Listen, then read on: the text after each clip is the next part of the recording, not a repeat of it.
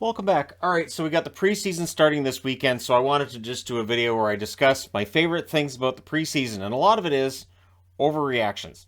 So last year, the number one overreaction I saw was people complaining about Linus Ullmark's contract before the season started. Fans saying he's terrible, this is awful, they need Tuukka Rask back. Clearly, Ullmark was a mistake. What are they doing? And it was just based on the preseason. We hadn't even started playing games that mattered yet, which is always fun. You also get overhype. You'll get the rookies that have a decent camp, and people are like, all right, this is the year, and they'll read into the goals and the points, which are great. But general managers don't just look at who's producing the goals and the points in the preseason. They look at the entire picture of the roster and say, where does this guy fit? And if he doesn't fit, doesn't make the team. Because it's better to have a guy not make the team and get to develop elsewhere than to go into the NHL, into a role he shouldn't be in, and flounder, right? Then you get into arguments of, see, this team can't develop anybody because this guy's, not making it. So there's going to be a lot of reading too much into the preseason from some. And again, this is just some, right? And it's fun. They're often very vocal. And it's overreacting and reading too much into all of it, really all of it. So getting into this, and this is just off the top of my head, I'm just going through the most common things that I hear. The number one complaint that I hear, and especially as the preseason goes along, is the coach, insert name of coach here, because almost every veteran coach gets this complaint, that they're not playing one of the rookies enough. That one of the young players isn't getting enough time. He needs more time. He needs more. Come on, you got to get him out there and play him. Whereas the coach may have already made up his mind, and he may have already said to the GM, I don't think this is going to fit, and you're trying to get your roster to where you want it to be to start the season, so that when we get to the second week of October, you're not still trying to figure that out. You want to, by the end of the preseason, so by that last game of the preseason, have a good idea of who's in or out of your lineup. Doesn't mean all those players are going to play that you see as being part of the lineup, but it should be pretty clear to the coach as well as to those above them and beneath them who are they going to be dealing with this year, and who is the best, who's going to make up the mix of the roster in a way that best ensures that the team will have success. Also, one of my favorite arguments is the argument against a veteran making a team.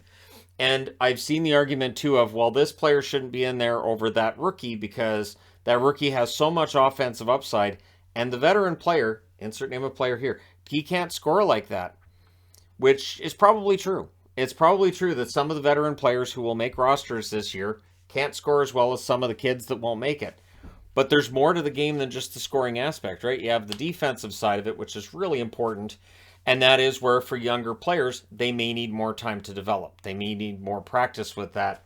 And so, yes, a veteran player will end up on a third or fourth line who may not be as talented as a rookie that he beats out for that roster spot because he suits that spot.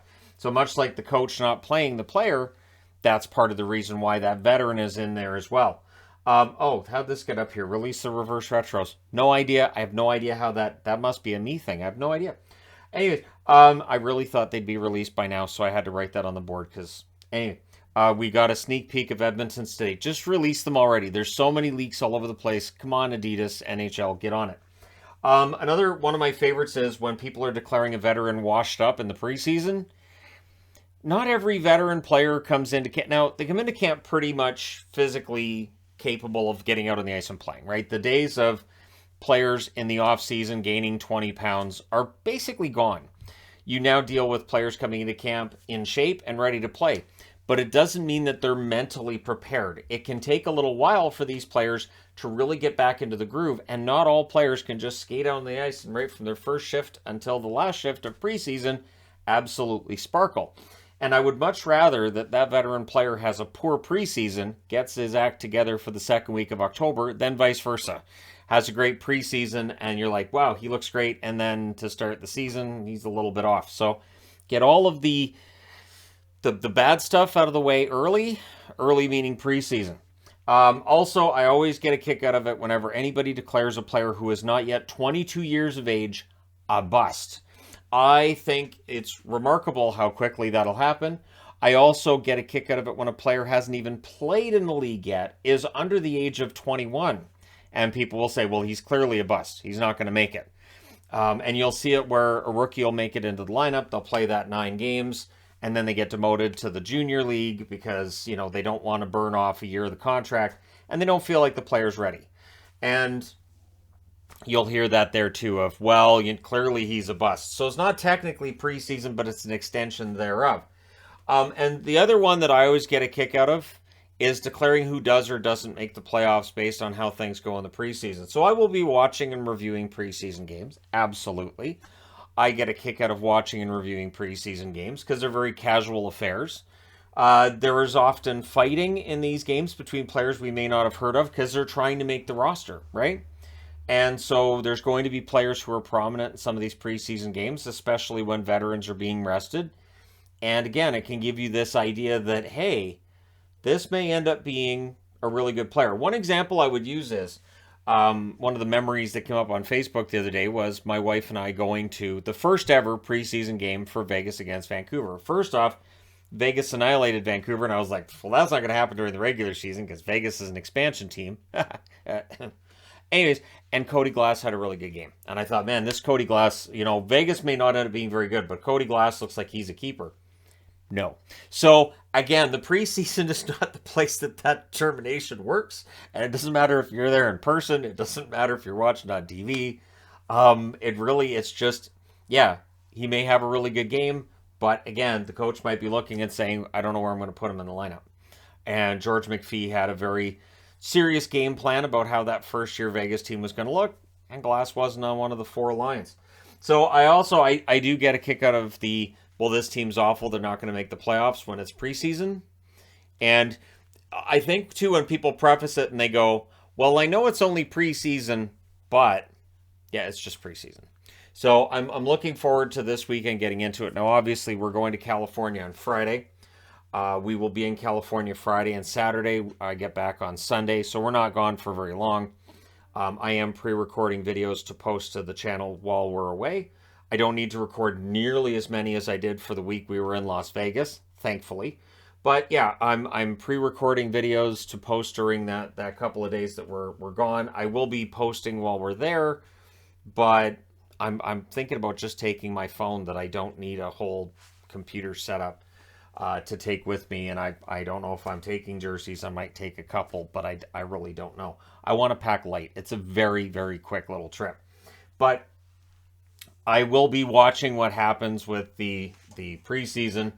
And obviously, we're coming out of the rookie tournaments that were just had. Now, what we're seeing, too, is that with the training camps opening up, the Canucks have shown who has been invited to their training camp. This is what those rookie camps are for, is so you end up on that list. So for a player who gets invited to the rookie camp and goes into these young star tournaments and does well, the team says, you know what, we'll give you a call. The odds of that player making the team, they're pretty slim. They're pretty slim that those players that get invites make the team, but they're not nothing. And so it's a huge step up for players. So while I didn't get into the rookie tournaments, and I know there was a lot of fun stuff that went on with some of those, I know that the real hype is going to be preseason, and I'm here for it. So I'm intending to watch whatever preseason games I can. It could be tough because not very many preseason games will get televised in general. It's not a very lucrative market, I don't think, so they don't really put a whole lot into preseason broadcasts. But I'm going to have fun with it. And I think this season should be a lot of fun. So remember, with preseason, there is some importance to these games. But another thing to consider is these games are far more important to your fringe players, to your rookie players. So when a veteran's out there and he's kind of gliding around, I'll just use Anze Kopitar as an example. If Anze Kopitar's just basically gliding around the ice for the preseason and it looks like he's not got his heart in it, that's because he knows he's making the team. That's because he knows, I'll go out there and I'll play and I'll try to play well and keep myself in shape. But for the players who are fringe players, for the players who are rookies, who are trying to make the team, they're going to go out there. They might be more likely to throw big hits and to get into fights. They might be more likely to take those chances because they're trying to turn the head of the general manager and prove, I belong on the team. So that's something that I've always looked at as being a factor when people say, well, this veteran's washed up, or clearly this guy's going to have a bad season because look how lazy he is out there. And then once the preseason's done, we get into the regular season, all the preseason stuff gets forgotten very, very quickly. And I go back to Ullmark. Ullmark had a good year for Boston. I didn't hear a lot of complaints about his contract once we got into about November. The complaints from the preseason kind of faded away. So there you go. Let me know in the comments section below which player you think who signed a new contract over the summer is going to have complaints immediately.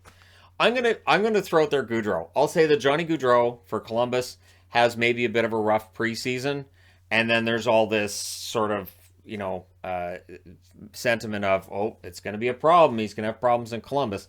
I'll say Gaudreau. Let me know your guess in the comment section below. We'll see who's right and who's wrong, and then we'll forget, because that's how the preseason works. Exciting that we're getting there this weekend. Let me know your thoughts. Hit like and subscribe if you're browsing your way through. You just happened upon this video. Thank you guys so much for watching, for all your support. I will talk to you again soon.